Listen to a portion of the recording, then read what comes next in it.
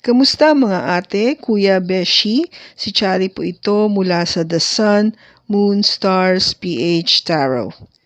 Ipapaalam ko lang po na ito po ay isang general read o pangkahalatang pagbabasa at maaring hindi lahat ay magtugma sa inyong sitwasyon. I-check din nyo ang inyong Moon, Rising at Venus sign. Baka doon mas tumugma ang read para sa inyo. At kung ang mensahe ay tama sa inyo, paki-like lang po at mag-subscribe kung hindi pa ninyo ito ginagawa. Okay, mag-umpisa na po tayo.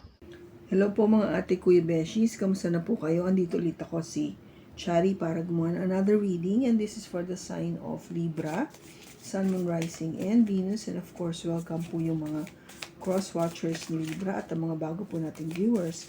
Tignan po natin kung ano yung message na matatanggap po natin sa pagbasa na to.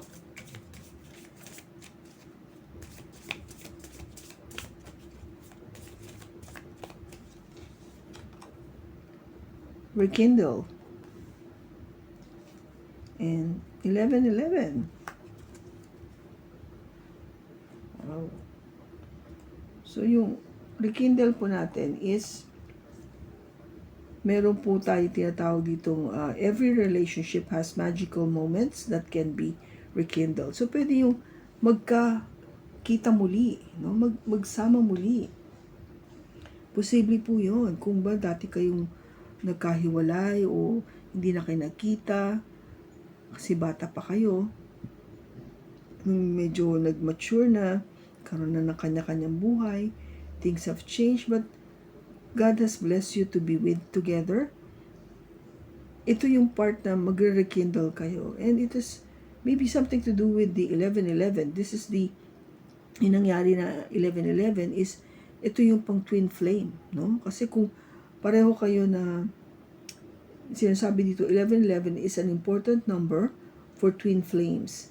It symbolizes the harmony and balance of soul counterparts. Okay, so yung kaluluwa po kasi natin, as they have explained with the 11:11, is nahati sa dalawa. No? God has divided one soul into two. So yung kalahati ng kaluluwa mo was given to another person.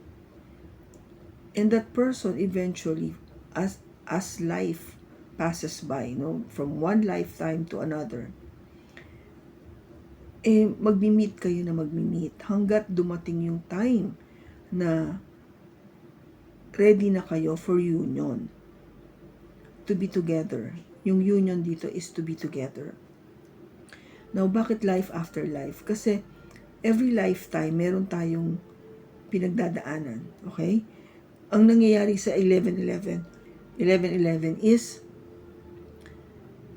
maybe yung isa na unang pinanganak, yung isa later na, so magkakaroon ng age difference. So it means na the either the first or the other soul, medyo either magkakaroon ng relationship, magkakaroon asawa, pamilya, yung isa pwedeng wala o pwedeng meron din. So hindi kayo pwede on that lifetime kasi pareho kayong involved, no? Kasi bakit nangyayari yan? Because you need to learn something about yourself and about relationships. Meron kayong kailangang matutunan o pagdaanan sa buhay niyo muna bago kayo magkatagpo. That's why life after life ang nangyayari sa 11:11, sa twin flame. Hindi po siya madaling relationship. No, it is not easy to be in love with somebody na alam mong hindi kayo magkatuluyan ngayon kasi hindi pwede for whatever reason. And it hurts kasi ibig sabihin you need to die and be reborn again sa susunod na lifetime for you to meet, and hopefully yung pag-meet nyo na yon sa susunod na buhay, pareho na kayong available. So that's how it works. And pag available na kayo pareho, hopefully that is the perfect time for you to be in union. Kasi natutunan nyo na lahat yung lessons. So that's my simple explanation do sa 11:11 doon sa mga hindi nakakaintindi nito. Now, let us see kung ano yung gusto sabihin dito ng tarot, yung message para sa'yo, Libra. Tumatalo na cards. It is the Queen of Pentacles. We have the Three of Swords, the Six of Swords, the Four of Cups, and the Four of Wands. Bottom is the Emperor. Now, Libra, itong Emperor, this is someone na talagang, this could be you, or this could be your person. Kasi, take it as it resonates. This person is someone who is mature, who is very serious, at talagang determined na mag-succeed. Okay? And this person has offered love, no? Nag-offer siya ng love. Nagsabi siya na may gusto siya sa'yo o ikaw yung may gusto sa kanya. Now, that love has somehow ended. Natapos. Yung pag-ibig na to na pag-offer. Maybe because kaya siya tinapos is because you need to go through a new cycle of life. Something to do with rekindle. Okay? Di ba sabi ko nga na maybe noon bata kayo, kaya kung there is this need for you to grow up and mature, pero hindi kayo naging kayo, hindi kayo talaga parang nagkaroon kayo ng pagkakahiwalay, no? Maybe something to do with sa pag-aaral o sa pagtatrabaho o yung location ng bahay nyo, somebody has to move, kaya nagkalayo kayo. Kung ano man yung rason nyo, binibigyan kayo ngayon ng pangalawang pagkakataon para magkita muli at magkasama. It has something to do like, yun sa explanation ko nga ng twin flame, no? Magkita muli in another lifetime. It could be like that. Kasi nga this emperor is somebody who's very mature. Mas matanda sa'yo. So I don't know kung ikaw yung matanda o yung person mo. So take it as it resonates. That is why I'm saying na this mature person nag-offer ng love, but it has to end. Kailangan matapos. Whatever yung naging reason, because it needs another cycle. Panibagong pag-uumpisa ng cycle of life. Okay? Now, yung past mo, maybe you got involved, Libra, with a earth sign, Taurus, Virgo, or Capricorn, and with the Queen of Pentacles.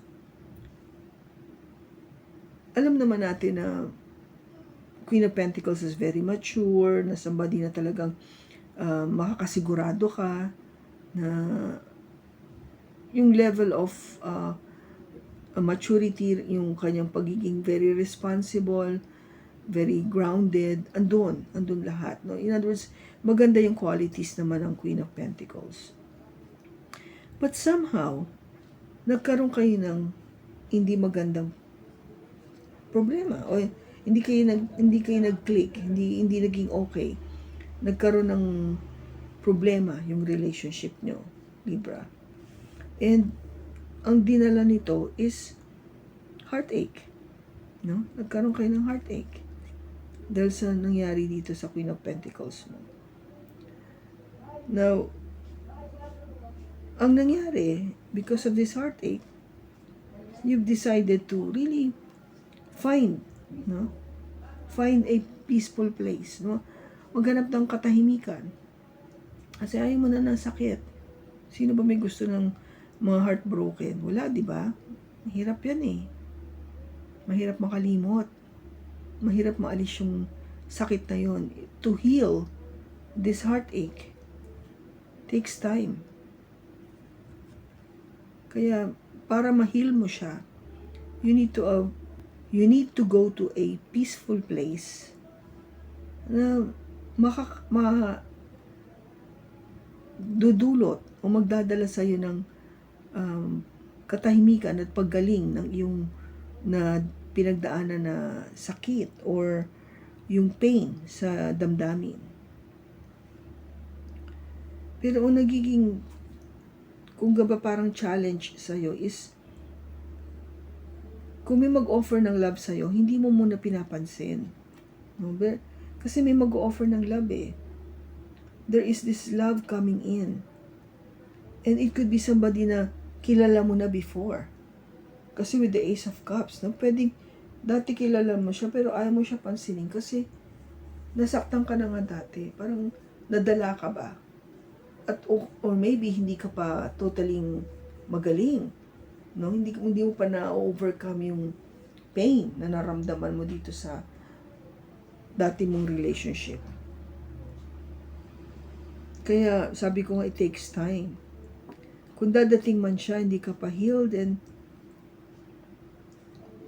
ang pray natin dito, pinagpipray natin dito, sana yung person na nag-o-offer ng love sa'yo is maintindihan ito, no? Willing to wait for you na ma-overcome mo tong pain. Kasi ang outcome, ang dala niya sa'yo, Libra, is the marriage card, the future, the proposal that you're waiting for. This is the 11-11 card. Nakita mo yung synchronicity? 11-11. Siya yung dati, no? Siya yung ka-twin flame mo. Siya yung other half mo. Yung ino-offer na sa'yo ni God, ito na yung other half mo. Kung hindi mo siya papansinin, hindi matutupad yung union na yun. Kung hindi ka mag-heal agad, no? It is very important that you heal yourself. Kasi sabi ko nga sa inyo, kung hindi ka pa handa, then it means it has to end. And it means that another lifetime you have to go through another lifetime para lang matupad ito. And sometimes, sa susunod na lifetime, hindi mo alam kung single pa rin siya o available ka. Alam mo yun? Kaya, I guess the reason kung bakit lumalabas yung message na ito ngayon sa'yo, Libra, is for you to be aware na merong ganito na pangyayari o mangyayari sa'yo. Hindi ka aware, hindi mo alam. Normally kasi yung recognition do sa tao na to is really, it won't come. Hindi siya dadating agad hanggat hindi mo siya nakakaharap. Physically nakakaharap, no? Nakita mo siya, nagkatitigang kayo. Doon mo lang mararamdaman na ito yung ka-twin flame mo. Hindi mo siya malalaman through other ways. There should be something parang physical na pagkikita for you to recognize ito yung other half ng aking soul. Okay? So, kung hindi mo papansinin, hindi mo bibigyan ng importansya to, hindi mangyayari to. Which is what you want. This is really planning for the future. Getting married. Having that union. Diba? Para mag-rekindle kayo. To rekindle. Magkita muli, magsama muli. O mabuo sa relationship na to. Okay?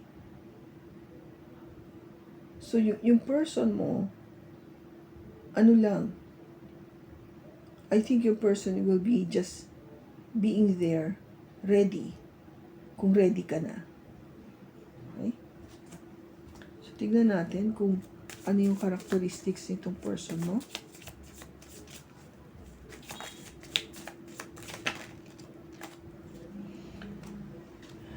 Mas bata sa'yo, mahiyain, marunong sa pera, mahaba ang buhok, galante, at makulit. Okay? So, yung characteristics ng person mo, Libra. Mas bata sa'yo, mahiyain, marunong sa pera, mahaba ang buhok, galante at makulit. I hope nakatulong ito sa'yo, Libra, and nagkaroon ka ng idea about this 1111. And this is a guide for you sa future. Maraming salamat sa pagsama mo sa akin sa pagbasa na to. Sa susunod po muli, ingat ka and God bless.